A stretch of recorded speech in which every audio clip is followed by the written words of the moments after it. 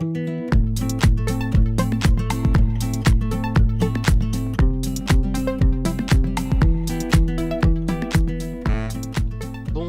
et bienvenue à tous. J'espère que vous allez bien, moi ça va super. Je viens de tomber sur ça. Voilà, la nouvelle saison de Keyforge, la saison de Age of Ascension, qui va arriver au courant du deuxième trimestre, donc avril-juin à peu près. Et qu'est-ce qu'ils nous disent sur le site de FFG? Alors, moi j'ai fait la traduction. Alors, ce qu'ils nous disent, je vais essayer de vous résumer un petit peu tout le truc. On va un petit peu débriefer tout ça. Alors, ils nous disent que il va y avoir donc 200 nouvelles cartes pour arriver à un total de 370 cartes. Et que comme ça va compléter la saison 1. Ils disent que donc il va y avoir ces petites cartes là. J'ai pas traduit, j'ai pas trop regardé ce qu'il y avait dessus. Il y aura toujours les petites clés là et tout. Donc on va voir ça après. Donc qu'est-ce qu'il va y avoir dans cette nouvelle saison? Alors cette nouvelle saison, donc, ils nous disent bien 204 nouvelles cartes. Rejoignent 166 cartes initialement introduites dans la première saison pour arriver à un total de 370. Bon, j'espère que ils vont par la suite rajouter des maisons, parce que là en fin de compte ils n'ont pas rajouté de maisons. Ils sont restés sur les 7 maisons actuelles et ils vont juste rajouter un pool de cartes différentes par maison. Et nous avons, et c'est là la grande surprise, nous avons des nouveaux mots-clés comme élusive, escarmouche, insaisissable. Et là nous avons des nouveaux mots-clés qui vont être alpha. Donc le premier mot-clé c'est alpha, c'est-à-dire que la carte qui a le mot-clé alpha, elle sera obligatoirement obligée d'être jouée au début de votre tour. Comme, on va prendre l'exemple qu'ils ont mis sur le site FFG, First Blood, donc premier sang. Elle a alpha, donc on est obligé de la jouer au tout début de notre tour. Et elle a, quand on la joue, infliger 2 dégâts à chaque créature, infliger 2 dégâts pour chaque créature Brognar alliée en jeu. Donc, vous pouvez les partager sur n'importe quelle créature, n'importe quel nombre de créatures. Ça donne 1 à ombre, c'est une action, c'est pas mal. On est obligé de la jouer au début de son tour. Ensuite, nous avons un deuxième mot-clé qui, celui-ci, est l'opposé de alpha, il s'appelle oméga. Ce mot-clé dit que on est obligé de jouer la carte à la fin de son tour. Donc, cette carte-là, des indomptés, elle a oméga, élusive, et elle arrive ready, enfin elle arrive déjà prête à jouer sur le board. Mais on est obligé de la jouer à la fin de son tour. Ça sera la dernière carte qu'on jouera, quoi. Ensuite, en termes de nouveaux mots-clés, nous avons, et c'est là où je trouve que c'est fort, quoi, nous avons le mot-clé déploie. Alors ce mot-clé, en fait, la carte qui a le mot-clé déploiement, enfin je pense qu'en français ça sera déploiement ou déployer, on a le droit de la jouer entre 2 cartes, alors que normalement on doit faire une zone de cheminement, on n'a pas le droit de mettre des cartes entre 2 créatures.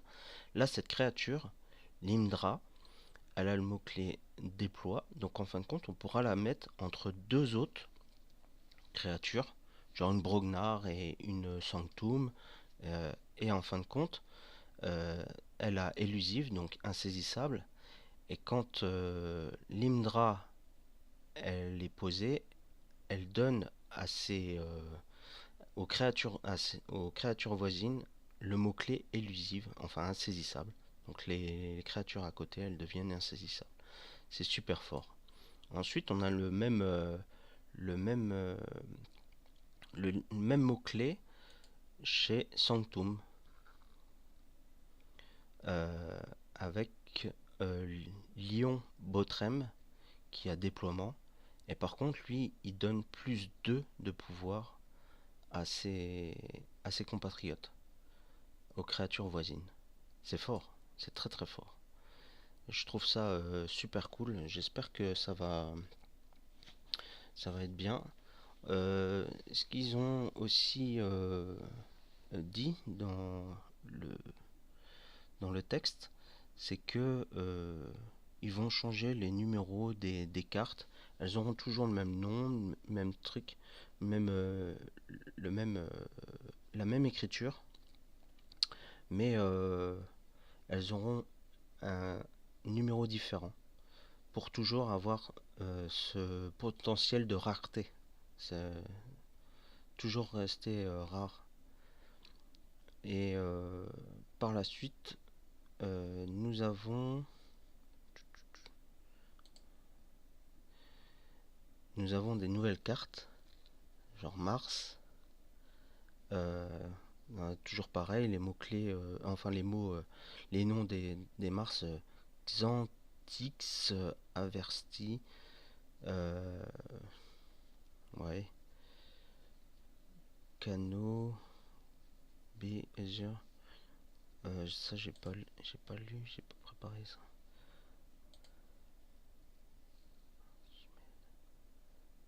Destroyer, archer, créature.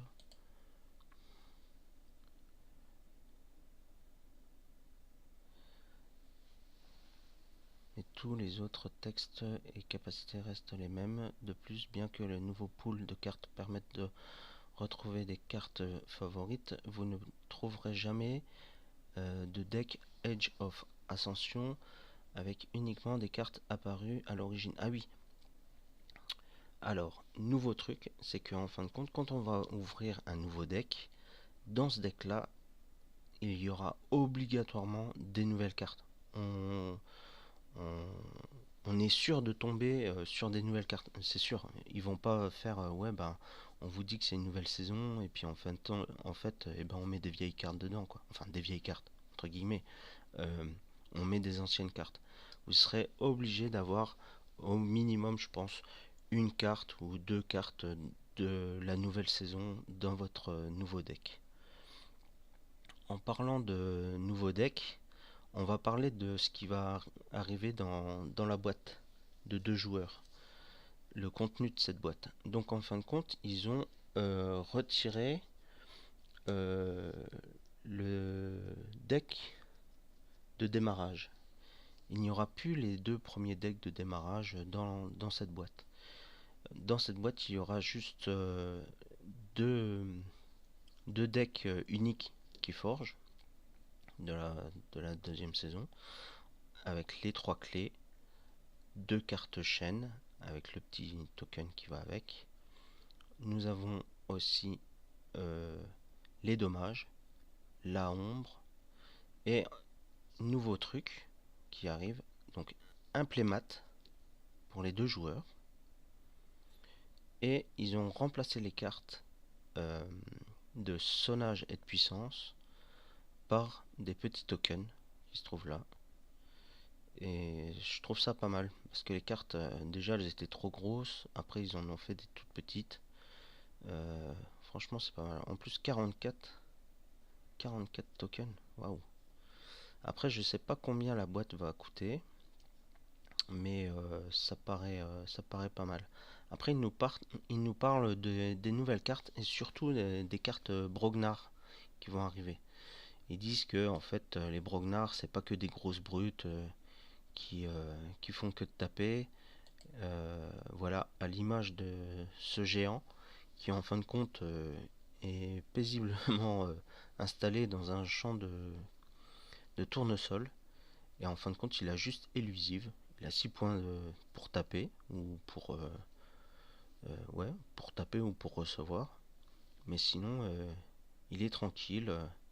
Ils disent que c'est pas que que des grosses brutes et que les brognards, ils aiment aussi les animaux, à l'image de. Alors, je reviens sur le fait que les brognards sont tranquilles. Donc, Lolop The Titanic, il a 11, mais par contre, quand il attaque, quand il subit une attaque, il reçoit pas de dégâts.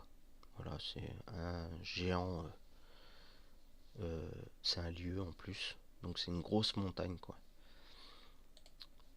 Ensuite, il parle des animaux que les brognards ont, donc à l'image de cette carte là, qui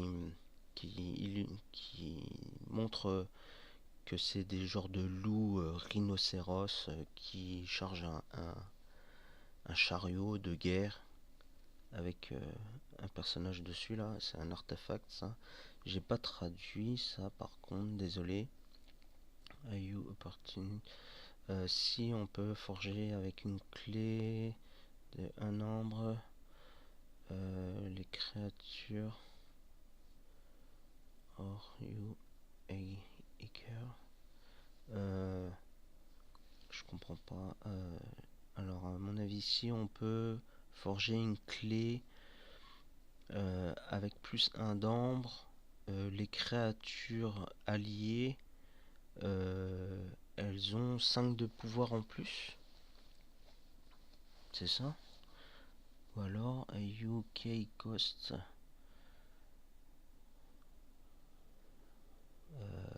for each enemy créature. Ouais, en fin de compte, soit nous, soit l'ennemi qui perd 5 de puissance. C'est perdre ou gagner. Si vous savez, si vous avez la traduction de cette carte, si vous voulez m'en faire part, laissez un petit commentaire et ça sera super cool. Je serais content de voir. Ensuite, ils disent que donc les brognards, à l'image de Grumpus Tamer, en fait, on va chercher dans son deck War Grumpus et on le rajoute dans sa main, on mélange son deck et donc War Grumpus. Et voilà, War Grumpus, en fait on le récupère dans sa main. C'est un petit combo ça.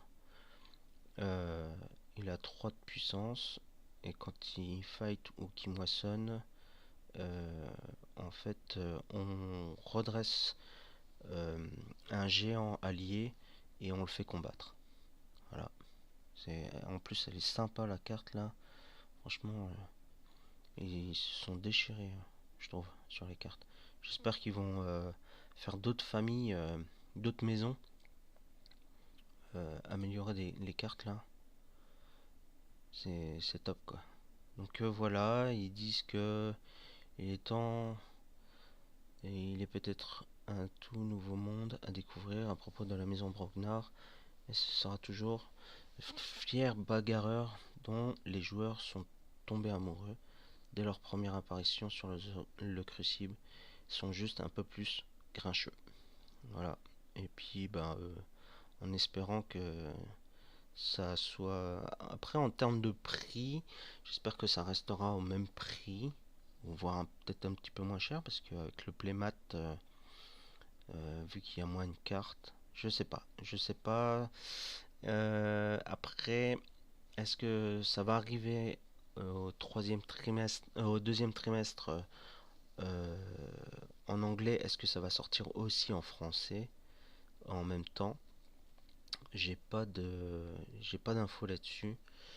Donc si vous en avez, petit commentaire, hein, et puis on en parlera. Et puis voilà, j'espère que la vidéo vous a plu. qui forgez bien, soyez patient hein, pour la prochaine saison. Ah oui, ce qu'il y a aussi, c'est que même si vous avez plein de cartes de la saison 1, enfin les decks de la saison 1 sont compatibles avec la saison 2, il n'y aura pas de différence quoi.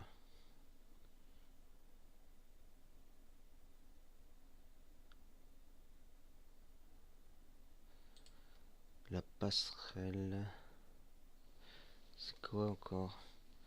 La passerelle déverrouille, elle détruit toutes les créatures. Et elle a Oméga, donc en fin de compte, elle détruit toutes les créatures, mais à la fin du tour. Donc après, si on a posé pas mal de cartes 10, ouais.